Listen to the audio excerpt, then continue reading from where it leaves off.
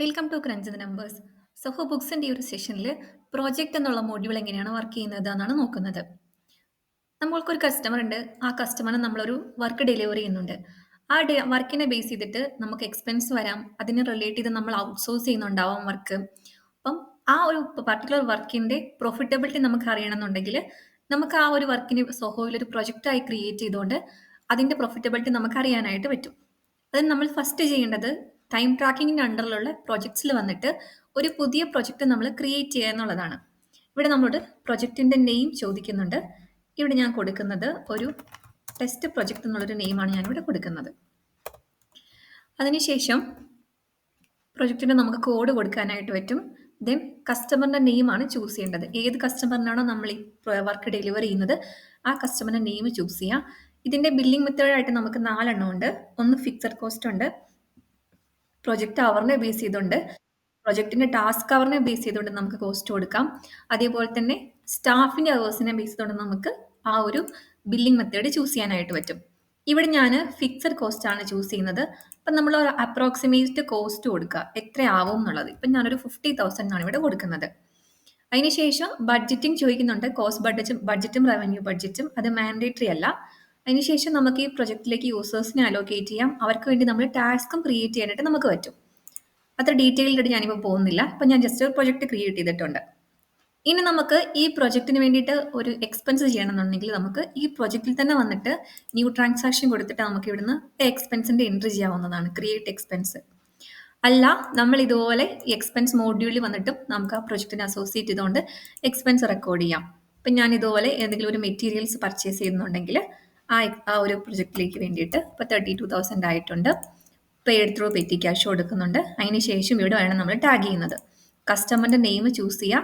ആ സമയത്ത് നമുക്ക് ഇവിടെ പ്രൊജക്റ്റും ടാഗ് ചെയ്യാനായിട്ട് പറ്റും. നമ്മളത് സേവ് ചെയ്യുന്നു. പർച്ചേസ് ബില്ലിലും നമുക്ക് ഇതേ ഒരു പ്രോസസ്സ് ചെയ്യാനായിട്ട് പറ്റും. നമ്മളൊരു പുതിയ പർച്ചേസ് ബില്ല് ക്രിയേറ്റ് ചെയ്യുന്ന ടൈമിൽ ഞാനിവിടെ ഒരു വെണ്ടറിനെ ക്രിയേറ്റ് ചെയ്യാണ്.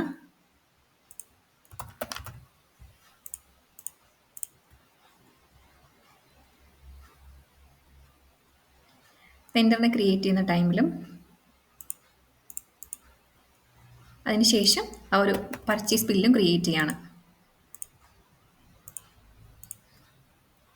ഇവിടെ നമ്മൾ ജസ്റ്റ് ഞാനൊരു ഔട്ട്സോഴ്സ് വർക്കാണെന്ന് വിചാരിച്ചോളൂ. ഇപ്പം നമ്മൾ ഈ ഒരു പ്രൊജക്റ്റിന് വേണ്ടിയിട്ട് എന്തെങ്കിലും ഒരു വർക്ക് ഔട്ട്സോഴ്സ് ചെയ്തതാണ്. അപ്പം അത് നമ്മളൊരു എക്സ്പെൻസ് ഹെഡിലേക്കാണ് ഇവിടെ നമ്മൾ റെക്കോർഡ് ചെയ്യുന്നത്. ഒരു കൺസൾട്ടൻ്റ് എക്സ്പെൻസിലേക്ക് ഒരു 5,000 റുപ്പീസ് ഞാൻ ചാർജ് ചെയ്യുന്നു. ഇങ്ങനെ ചാർജ് ചെയ്യുന്ന സമയത്ത് നമ്മൾ ഇതുപോലെ ഒരു കസ്റ്റമറിനെ ടാഗ് ചെയ്തിട്ടുണ്ടെങ്കിൽ നമുക്ക് ഇതുപോലെ ഒരു പ്രൊജക്റ്റും ഇവിടെ ടാഗ് ചെയ്യാനായിട്ട് പറ്റും. അപ്ഡേറ്റ് ചെയ്യുന്നു. ദെൻ സേവ് ആസ് ഓപ്പൺ കൊടുക്കുന്നു. അപ്പം നമ്മൾ ആ പ്രൊജക്റ്റിലേക്ക് ഒരു ബില്ലും അലോക്കേറ്റ് ചെയ്തിട്ടുണ്ട്. അതേപോലെ ഒരു എക്സ്പെൻസും നമ്മൾ ക്രിയേറ്റ് ചെയ്തിട്ടുണ്ട്. ഇനി നമ്മൾ ഒരു കസ്റ്റമറിനെ ഇത് ഇൻവോയ്സ് ചെയ്യാന്ന് വിചാരിച്ചോ. ഈ ഒരു വർക്ക് നമ്മൾ ഇൻവോയ്സ് ചെയ്യുന്ന ടൈമിൽ കസ്റ്റമേഴ്സിൽ പോയിട്ട് നമ്മളൊരു കസ്റ്റമറിനെ സെലക്ട് ചെയ്യുന്നു. അതിനുശേഷം നമ്മൾ ആ ഒരു ഐറ്റം, നമ്മൾ ഏത് ഐറ്റമാണ് നമ്മൾ ഡെലിവറി ചെയ്യുന്നത് ആ ഐറ്റം നമ്മൾ സെലക്ട് ചെയ്യുന്നു. അതിൻ്റെ പ്രൈസ് നമ്മളിവിടെ കൊടുക്കുന്നുണ്ട്. 60,000 ആണെന്ന് വിചാരിച്ചോളൂ. ഇവിടെ നമുക്ക് പ്രൊജക്റ്റ് ടാഗ് ചെയ്യാനായിട്ട് പറ്റും. ഷോ അഡീഷണൽ ഇൻഫർമേഷൻ കൊടുക്കുക. പ്രൊജക്റ്റ് നമ്മളിവിടെ സെലക്ട് ചെയ്തിട്ട് സേവ് ആസ് ഡ്രാഫ്റ്റ് കൊടുക്കുന്നു. ഇവിടെ നമ്മൾ മാർക്ക് ആസ് സെൻഡ് കൊടുക്കുന്നുണ്ട്. അപ്പോൾ നമ്മൾ ആ ഒരു പ്രൊജക്റ്റിന് വേണ്ടിയിട്ടുള്ള കംപ്ലീറ്റ് പ്രോസസ്സും ചെയ്തിട്ടുണ്ട്. ഇനി അതിൻ്റെ പ്രോഫിറ്റബിലിറ്റി അറിയാനായിട്ട് നമ്മൾ റിപ്പോർട്ട്സിൽ വരിക, പ്രോഫിറ്റ് ആൻഡ് ലോസ് എടുക്കുക. ഇവിടെ കസ്റ്റമൈസിൽ പോവുക. ഇവിടെ നമുക്ക് അഡ്വാൻസ് ഫിൽറ്ററിൽ വന്നിട്ട് പ്രോജക്റ്റ് ഈസ് ഇൻ എന്നുള്ളത് കൊടുത്തിട്ട് നമ്മുടെ പ്രൊജക്റ്റിൻ്റെ നെയിം സെലക്ട് ചെയ്ത് കൊടുക്കുക. Then run report. അങ്ങനെ ചെയ്യുന്ന സമയത്ത് സെയിൽ 60,000 ആണ്, മെറ്റീരിയൽ പർച്ചേസ് കോസ്റ്റ് 32,000 ആണ്, കൺസൾട്ടിന് നമ്മളൊരു 5,000 എക്സ്പെൻസ് കൊടുത്തിട്ടുണ്ട്. പോയിട്ട് 23,000 ആണ് നമുക്ക് ഈ പ്രോജക്റ്റിൽ കിട്ടിയ പ്രോഫിറ്റ്. ഇങ്ങനെയാണ് നമ്മൾ ഒരു പർട്ടിക്കുലർ പ്രൊജക്റ്റിന്റെ പ്രോഫിറ്റബിലിറ്റി അറിയുന്നത്.